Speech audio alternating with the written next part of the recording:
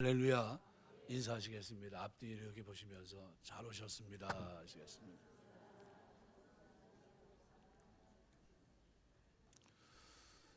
부활하신 주님이 제자들을, 두려움 속에 있는 제자를 찾아가서 제일 먼저 물어본 게 평안하뇨? 라는 질문이었습니다.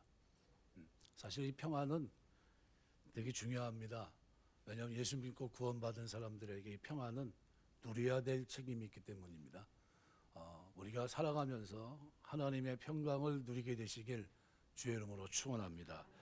위기의 순간은 하나님의 구원의 역사를 기억해야 될 시점인데, 그런데 대부분 위기의 순간에 하나님의 구원의 역사를 기억하지 못합니다. 그런데 하나님은 그런 위기를 우리에게 먼저 허락하십니다. 그래서 12절 보시면은 이렇게 표현해요. 여호와여, 주로부터 징벌을 받으며 주의 법으로 교훈하심을 받는 자는 복이 있나니, 이렇게 얘기해요. 주로부터 징벌을 받는다. 모든 징계 또는 모든 어려움, 고통, 환난을 하나님 빅텐트로 쳤다 생각하시면 됩니다. 목적은 딱 한 가지예요. 주의 법으로 교훈하심을 받은 자의 복입니다. 그걸 위해서 하나님은 징벌하십니다. 징벌. 원하지 않는 그런 어려움 속에 집어넣으시고, 그리고 우리로 하여금 주의 법으로 교훈하심을 받는 복된 자가 되게 하십니다. 주의 법이라고 얘기를 했는데요, 법은 뭘 얘기할까요? 여기서 법은 토라를 얘기합니다. 1차적으로 하나님이 모세에게, 이스라엘 백성에게 삶의 규범으로 주신, 규례로 주신 율법을 가리킬 때 쓰는 단어가 토라라고 하는 단어인데, 그런데 그 율법은 모세 때부터 처음 출발한 게 아닙니다. 사실 하나님은 모세보다 500년 전에 살았던 아브라함에게도 그 법을 주셨습니다. 그 법이 토라입니다. 그래서 이 토라를 아브라함이 지켰다고 얘기하는데, 창세기 26장 5절 보면 이렇게 표현합니다. 이는 아브라함이 내 말을 순종하고 내 명령과 내 계명과 내 율례와 내 법도를 지켰음이라 하시니라. 여기에 내 법도를, 이 법도가 토라입니다. 그러니까 이삭을 포함한 아브라함의 후손이 하나님 앞에 복을 받을 수 있게 된 것은 아브라함이 이 토라를, 법을 지켰기 때문이라고 설명합니다. 이 토라는 모세 때 주어진 십계명이나 모세오경의 규례 등에 한정되어 있는 것이 아니라 하나님의 뜻 전체를 포괄한 개념이라고 볼 수 있습니다. 우리가 이 땅에 살면서 하나님의 말씀을 받았는데, 그 말씀은 하나님의 뜻을 받은 겁니다. 하나님 백성답게 사는 거죠. 거룩하게 살고 선교하며 살고 약한 자를 돌아보며 살고 복음 안에 살아가는 모든 삶이 법이에요. 토라입니다. 근데 문자를 통해서 이스라엘 백성에게 전달된 토라는 이러한 전체 토라의 핵심이에요. 하나님의 뜻을 듣고 그리고 깨달았으면, 가르침을 받았으면 그렇게 순종하며 살아가는 겁니다. 그런데 이 하나님의 여호와의 뜻을 명확하게 알 수 있는 게 뭡니까? 문자로 주어진 토라입니다. 그래서 십계명이 굉장히 중요하죠. 그 법대로 이스라엘 백성들은 그 법으로 인해서 인도함을 받습니다. 그런데 이 주의 법 토라로 교훈하심을 받았다고 표현하는데, 교훈하심을 받았다는 이 말이 히브리 말로는 라마드라는 단어입니다. 훈련시키다, 가르치다는 표현이고요. 구약에서는 이 단어가 대부분 런이라는 단어예요. 배우다라는 단어로 쓰입니다. 본래 이 라마드라고 하는 단어는요, 뾰족한 막대기 같은 것을 찌르는 것을 나타내는 단어예요. 동물을 언제 찌릅니까? 언제 때리고? 길을 잘못 갈 때, 주인의 뜻에서 벗어날 때, 그때 어떻게 해요? 찌릅니다. 방향을 잡아줘요. 툭 치면서, 그죠? 때로는 뾰족한 곳으로 툭 치기도 하고, 때로는 막대기로 깜짝 놀라게 하면서 어떻게 해요? 정신 차리게 만듭니다. 그러니까 대부분 중요하죠. 이 라마드는 막대기를 찌르거나 때려 소나 말을 길들일 때 사용하는 도구입니다. 그래서 호세아 10장 11절에 보면 이렇게 표현해요. 에브라임은 마치 길들인 암소 같아서, 길들였다는 겁니다. 어떻게 길들여집니까? 라마드 한 겁니다. 교훈하심을 주인의 뜻에 맞게끔 움직일 수 있도록 뾰족한 막대기로 훈련시키고 가르칠 때입니다. 한 마리 소가 주인이 원하는 대로 행동하도록 길들여지기 위해서는요, 반복되는 지시가 있어야 되고 채찍질이 있을 겁니다. 때로는 콧대를 뚫기도 합니다. 우리 요즘은 흔한 광경이 아니지만요, 전에는 술에 마찰을 끌어야 되기 때문에 콧대를 뚫습니다. 왜요? 뚫은 이유는 뭡니까? 말을 안 들으니까 그래요. 짐승이라고 사람처럼 이렇게 무거운 거 쥐고 매일 그렇게 하려면 얼마나 힘들겠습니까?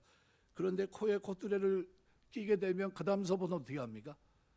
잘 듣습니다. 왜요? 콧뚜레가 아프니까요. 견뎌봐야 뭐예요? 몇 분이 채찍분이 안 오니까요. 그냥 순종하고 맙니다. 이런 과정을 거쳐서 길들여진 소가 되는 겁니다.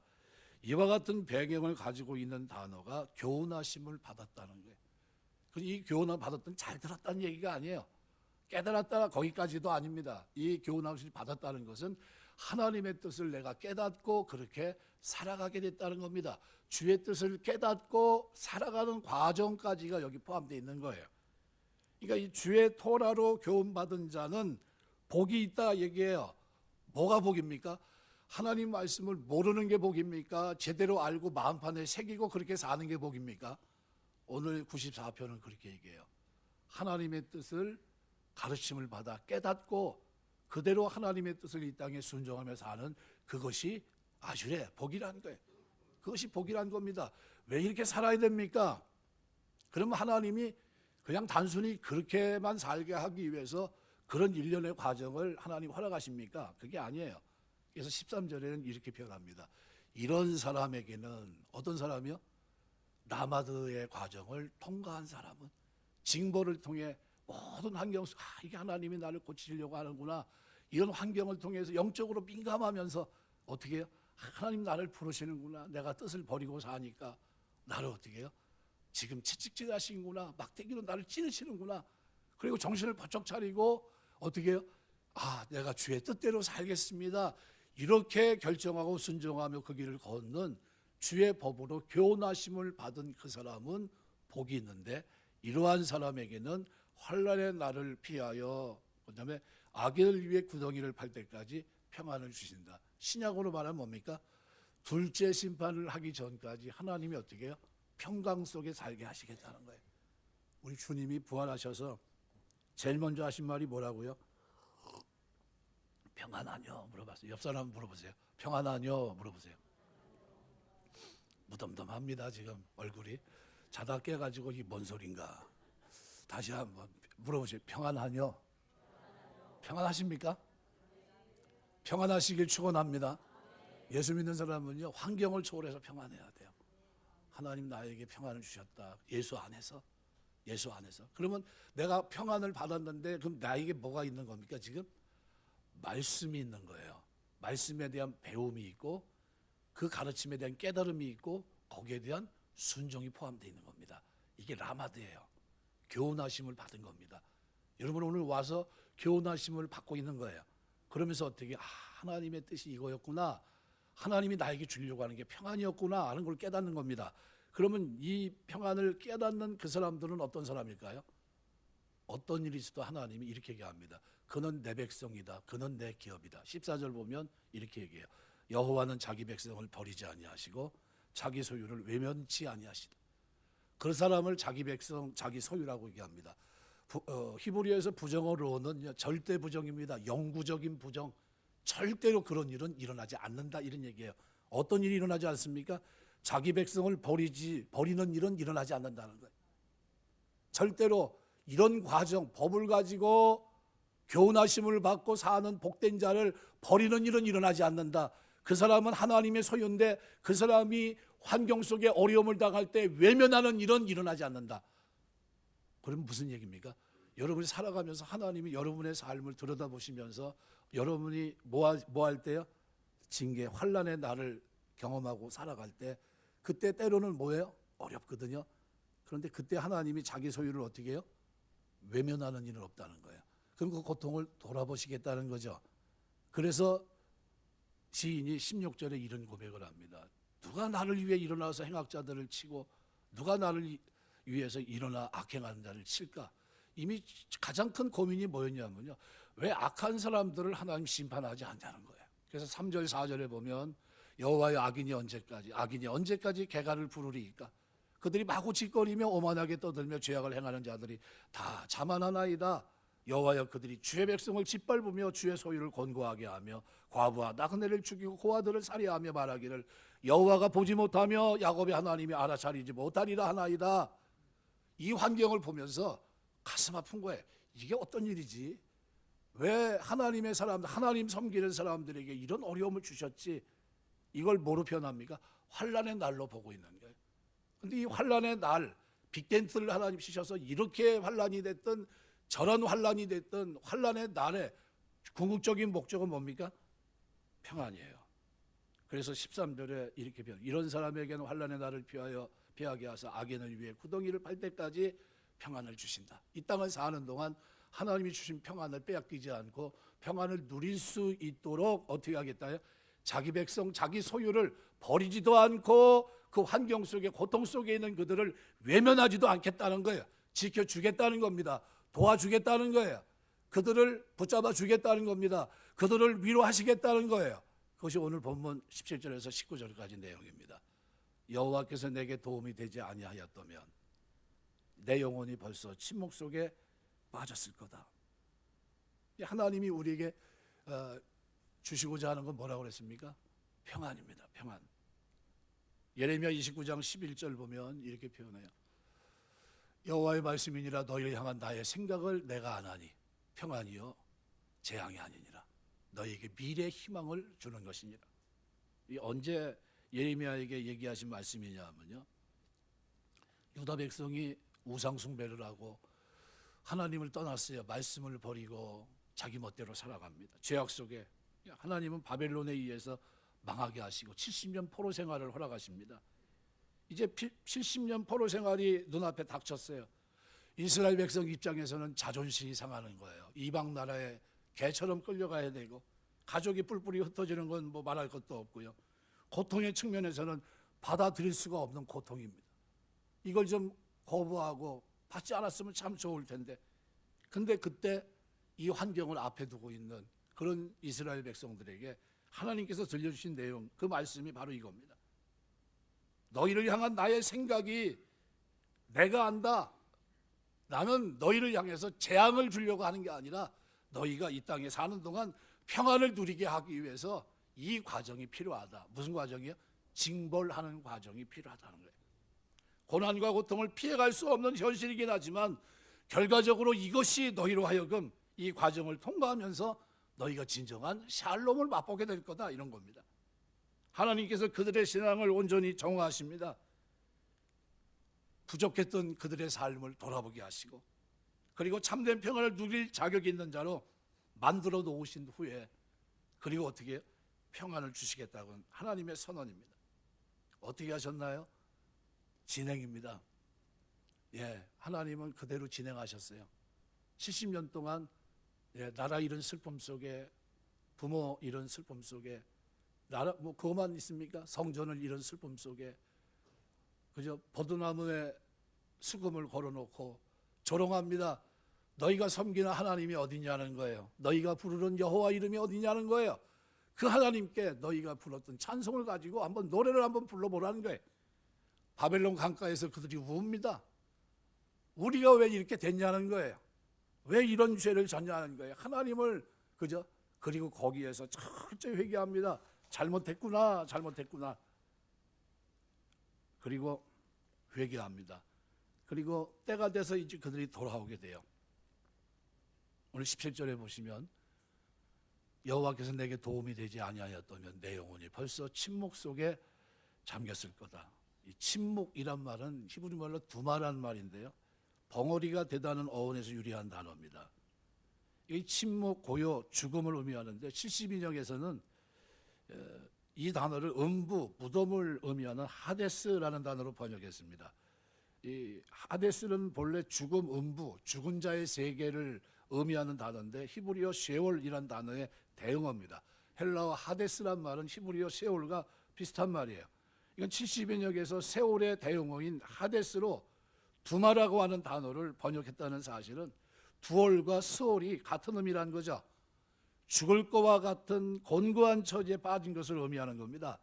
그래서 17절 말씀에 보면 여호와께서 내게 도움이 되지 아니하였다면 내 영혼이 벌써 침묵 속에 잠겼을 거다. 뭐에 잠겼습니까? 죽었을 거란 겁니다. 내 생명은 끊어졌을 거예요. 나는 벌써 지옥에 갔을 거란 겁니다. 그런 의미로 우리가 이해할 수 있습니다. 그런데 여기서 하나님은 무슨 역할을 합니까? 과거를 회상하는데 이때 하나님은 이 백성을 도와주고 계세요. 도와주고 계세요. 제가 전에 시편 121편을 묵상하면서 121편 1절 2절에 보시면 내가 산을 향해 눈을 들리라 나의 도움이 어디서 올꼬 나의 도움이 천지를 지으신 여호와에게서로다. 여호와는 너를 지키시는 자라 하면서 쭉 나가거든요. 근데 여기 도움이라는 에즈라라는 단어가 나오는데 오늘 본문에도 마찬가지 똑같은 단어인데요. 이 에즈라라는 단어는요 군사원조입니다. 군사원조. 쉽게 말하면 전쟁을 하는데 뒤에서 병참이 제 역할을 해줘야 전쟁을 수행합니다. 중국의 수양제가 전쟁하겠다고 우리나라에 쳐들어왔는데 뭐가 문제였습니까? 병참이 뒤에서 쫓아오질 못하도록 계속 끊어냅니다. 먹을 게 없어요. 결국 어떻게 합니까? 전쟁에서 패배하고 돌아가거든요. 이 공급합니다. 군사가 전쟁을 하는데 총알이라든가 뭐 탱크라든가 필요한 자원들을 계속해서 어떻게 해요? 도와주고 그 전쟁을 승리로 이끌어주는 그 과정을 에즈라라고 합니다. 도움다, 도움. 전쟁 용어입니다. 전쟁 용어. 여기서 하나님이 나를 도우시는 여호와께서 내게 도움이 되셨다는 거예요. 어떤 일에서요? 내 영혼이 벌써 침묵 속에 잠길 만한 그런 죽음에 놓여있던 나를 어떻게 해요? 도우셨다는 겁니다. 어떻게 도왔을까요? 나에게 주신 평강, 주의 법으로 교훈하심을 따라 주신 평강을 빼앗기지 않도록 도우신 겁니다. 하나님이 저와 여러분에게 한번 준 이 평강은요 빼앗기는 게 아니에요. 영원한 겁니다. 주님 앞에 설 수 있는 평강입니다. 하나님 앞에 설 수 있는 죄 용서받은 평강이에요. 부활의 영광에 참여한 평강입니다. 엄청난 평강이에요. 그래서 사도 바울은 인사말 13권의 서신서를 쓰면서 인사말에 뭐가 들어갑니까? 은혜와 평강이 너희에게 있을지어다. 항상 고백해요. 이 평강은 예수 안에서 우리에게 주어진 놀라운 평강입니다. 그러니까 오늘 17절에 이렇게 말해요. 시인은 여호와께서 내게 도움이 되지 아니하였다면 내 영혼이 벌써 죽었을 겁니다. 그죠? 침묵 속에 잠겼을 겁니다. 이런 표현을 합니다. 놀라운 메시지죠. 18절에서는 한 걸음 더 나가서 이렇게 말합니다. 여호와여 나의 발이 미끄러진다고 말할 때 주의 인자심이 나를 붙드셨사오며. 여기 나의 발이 미끄러진다고 말할 때 이 부분을 다른 리빙 바이블에서는 뭐라고 표현하냐면 주여 내가 지금 미끄러집니다 라고 비명을 지를 때라요. 근데 여기 미끄러진다는 표현이요 이 앞에 있는 부분이 완료형입니다. 이미 미끄러진 거예요. 나는 미끄러졌어요. 하나님은 나에게 평강을 주셨는데 이미 나는 미끄러져 가지고 소망이 없어요. 어떤 대책이 전혀 없는 겁니다. 그런데 그때 뭐가 나를 붙들어요? 주의 인자하심이 나를 붙드시며. 복수형입니다. 한두 번 붙든 게 아니란 거예요. 주의 인자하심, 헤세드입니다. 구약의 헤세드. 뭡니까? 영원한 사랑이에요. 페이스풀 러브, 로얄 러브라는 단어예요. 하나님이 우리를 사랑하시는데 어떻게 사랑합니까? 영원히. 다윗 언약에게 주어졌던 그 헤세드를 우리에게 그대로 반영시키고 있는 거예요. 영원히. 제가 물을 자주 마시는데요. 저걸 틀어놨더니 앞에 이게 이쪽으로 다 몰려오면요. 여기 한번 서보셔야 돼. 얼마나 입이 바짝바짝 마른지 모릅니다. 제가 혹시 물 마시면 저 물에 뭐 왼수가 졌나 이렇게 생각하지 마시고 평안이 이 평안을 주신 평안을요 유지할 수 있도록 하나님이 어떻게 해요? 내가 미끄러졌다는 표현은 뭡니까? 내가 죄를 졌다는 거예요. 소망이 없는 겁니다. 그런데 그런 나를 어떻게 해요? 사랑으로. 무슨 사랑이요? 변함없는 사랑, 영원한 사랑, 끝없는 사랑으로 나를 붙드셨는데 그게 복수형입니다. 한두 번이 아니라는 거예요. 나는 미끄러졌는데 그때마다 하나님이 나를 붙드셨다는 거예요. 평강을 누리고 살 수 있도록 나를 끌어내셨다는 겁니다. 이게 하나님이 우리에게 하시는 일이에요. 그럼 여러분 살면서 여러분의 삶에 그저 뭐가 넘쳐야 될까요? 평강, 흔들리지 않는 평강이 여러분에게 있어야 돼요. 내가 구원받은 자로 이 땅을 사는 동안 하나님이 나의 평강을 이 땅에서 사는 동안 뭐하게요? 하나님의 심판이 이루어지기 전까지 하나님은 나를 어떻게 해요? 평안케 하시겠다. 뭐예요? 왜 우리가 평안해야 됩니까? 이유는 뭐예요? 주의 법으로 교훈하셨기 때문이에요. 징벌을 통해 하나님이 주의 법으로 나를 라마드 하셨어요. 끊임없이 성령을 통해 깨닫게 하시고, 말씀을 읽을 때마다 깨닫게 하시고, 기도할 때마다 깨닫게 하시고, 그러면서 라마드 하는 거예요. 고쳐주시는 거예요. 거룩한 삶으로, 경건한 삶으로, 은혜의 자리로 자꾸 나가게 하세요. 그러면서 하나님은 나를 어떻게 해요? 나를 변화시키는 거예요. 평강을 누릴 수 있도록, 빼앗기지 않도록, 그 환경 때문에 환몰되지 않도록, 환경에서 일어날 수 있도록 하나님 어떻게 해요? 도우시는 거예요. 군사작전 하듯이 나를 도우십니다. 넘어지면 안 돼. 아무개는 예수 그리스도의 피로 구속받은 하나님의 자녀야. 결코 그렇게 돼서는 안 돼. 하면서 어떻게 해요? 전쟁에서 이길 수 있도록, 영적 전쟁에 승리할 수 있도록, 말할 수 없는 단식 가운데 나를 위해 기도할 뿐만 아니라 내가 믿음 생활 바로 할 수 있도록 하나님 나를 어떻게 해요? 나를 위해서 도와주고 계세요. 돕는 정도가 아니라 뭐 하고 있다고요? 평강을 누릴 수 있도록 붙들어 주십니다. 그 영원한 사랑, 변함없는 사랑, 그 신실한 사랑으로, 페이스북 러브로 나를 붙드시는 겁니다. 여러분을 붙들고 계세요. 믿으시기 바랍니다. 이것이 우리 성도들의 모습이에요. 그러니까 우리 신앙생활 하면서 낙심하지 마세요. 그 하나님이 나에게 예수 안에 주신 이 평강, 평안하냐 물어보신 이 평강을 가지고 이 땅을 살아낼 수 있도록 주의 법을 통해 교훈받은 오늘 우리가 이 땅에서 그렇게 승리자의 삶을 살 수 있도록, 때로는 군사작전 하듯이 나를 어떻게 해요? 도와주세요. 이길 수 있도록, 환경에서 함몰되지 않도록. 그리고 때로는 연약해서 미끄러졌는데 할 말이 없고 유구무녀예요. 그런데도 나는 끝난 것 같이 생각했는데 놀랍게도 하나님은 나를 어떻게 해요? 영원한 사랑으로 붙들고 계세요. 저는 시편 37편을 굉장히 좋아해요. 뭐 때문에 좋아하냐면요, 바로 그 대목이 너무 좋아요. 저는 넘어졌지만 엎드리지 않는 것은 여호와께서 손으로 붙드심이로다. 이 말이 너무 좋아요. 넘어졌다는 게 뭡니까? 죄를 져서 넘어진 거예요. 그러면 사울처럼 버려야죠. 근데 하나님 그렇게 하지 않고요, 다윗에게 언약을 주신 것처럼 그 헤세드의 사랑으로 그를 어떻게 해요? 저는 넘어졌지만 엎드러지지 않는 것은 원어의 뜻이 뭐냐면 내팽개치지 않는 것은, 저는 죄로 인하여 넘어졌지만 하나님이 내팽개치지 않는 것은 그 뜻이에요. 하나님이 손으로 붙드심이로다. 붙잡고 계신 거예요. 하나님이 저와 여러분을, 하나님이 저와 여러분을 붙잡아 주시면 뭘 누리라고요? 평강을 누릴 수 있도록 하시는 겁니다. 그 여러분 기도하면 놀랍죠? 막 고민스럽고 힘들고 고통스럽고, 그때 기도하면 여러분 기도하는 중에 눈물도 나고요, 막 그럽니다. 근데 기도의 정점에 딱 서면 내 마음에 뭐가 밀려와요? 평안이 와요. 평안이. 그 평안이 밀려오면서 하나님이 내 마음을 위로하는 게 나옵니다. 그래서 19절을 보면 이렇게 얘기해요. 내 속에 근심이 많을 때, 근심이 많을 때는 다른 말로 표현하면 이런 표현입니다. 쉽게 이해하면 밥을 먹어도 밥이 돌처럼 껄끌껄끌거릴 때, 밥이 들어갑니까 안 들어갑니까? 밥 생각이 없을 때예요.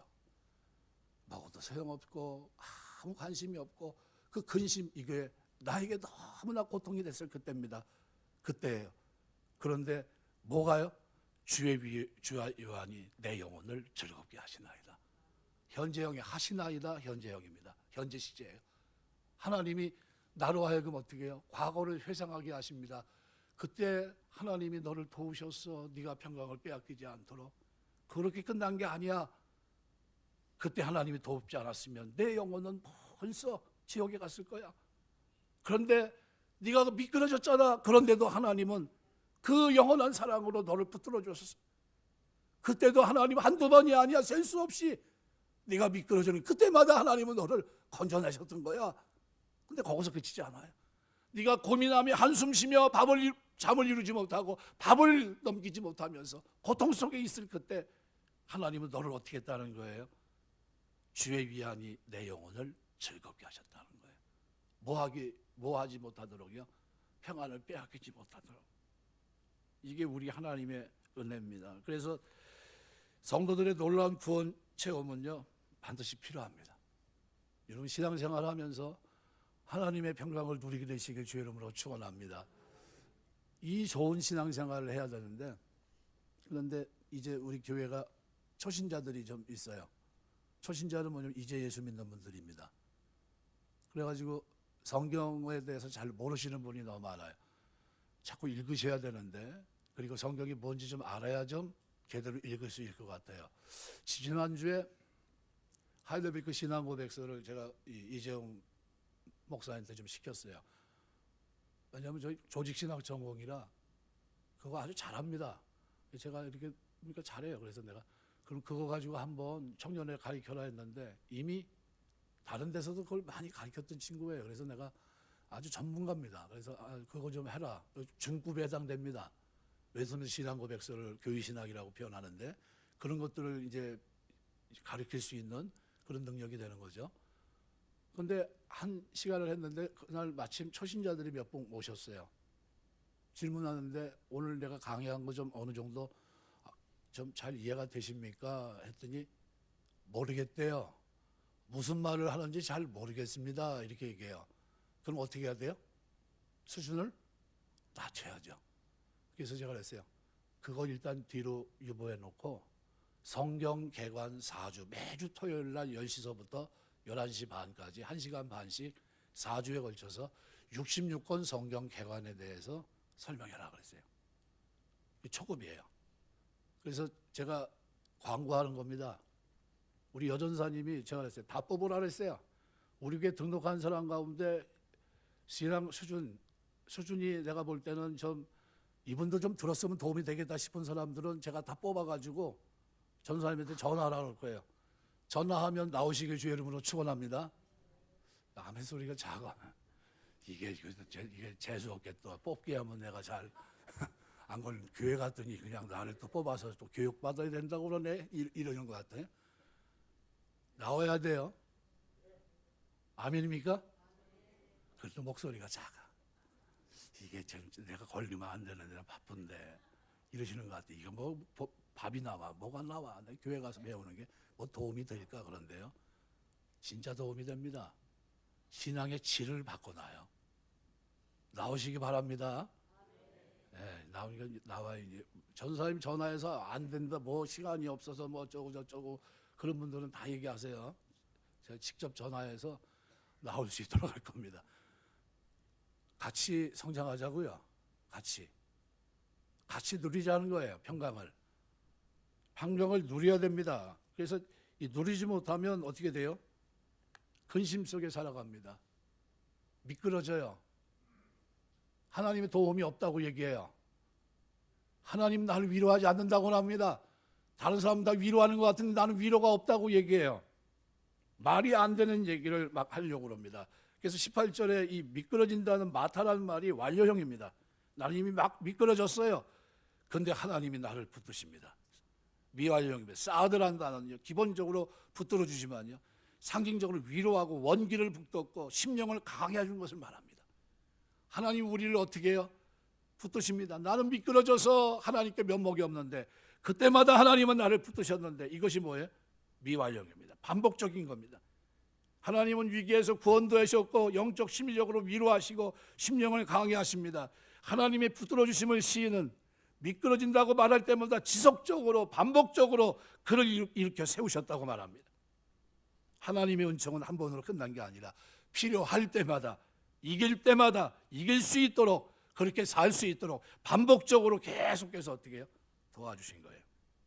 그리고 19절에 가서는 주의 위한 복수로 되어 있습니다. 원문에는 당신의 위로들이란 뜻이에요. 다누후메카라는 단어인데요. 19절에 보면 내 속에 근심이 많을 때 주의 위로들이라는 뜻이에요. 주의 위안 단회적인 것이 아니라 한 가지 방편으로만 오는 것이 아니라 지속적으로 계속되며 여러 방편으로 온다는 것을 의미합니다. 다양한 위로가 그에게 있었다는 거예요. 시인은 역경 가운데 좌절하지 않고 즐거워할 수 있었습니다. 왜요? 하나님이 위로하시니까. 그러니까 평강을 누리는 거예요. 시편 34편 18절 보면 시편 34편 18절 19절과 관계돼서 여호와는 마음이 상한 자를 가까이 하시고 중심으로 통회하는 자를 구원하시는도다. 하나님 그렇게 위로하세요. 고린도서 1장 4절 우리의 모든 환난 중에서 우리를 어떻게 한다고요? 위로하사 우리로 하여금 하나님께 받는 위로로서 누구한테 받는다고요?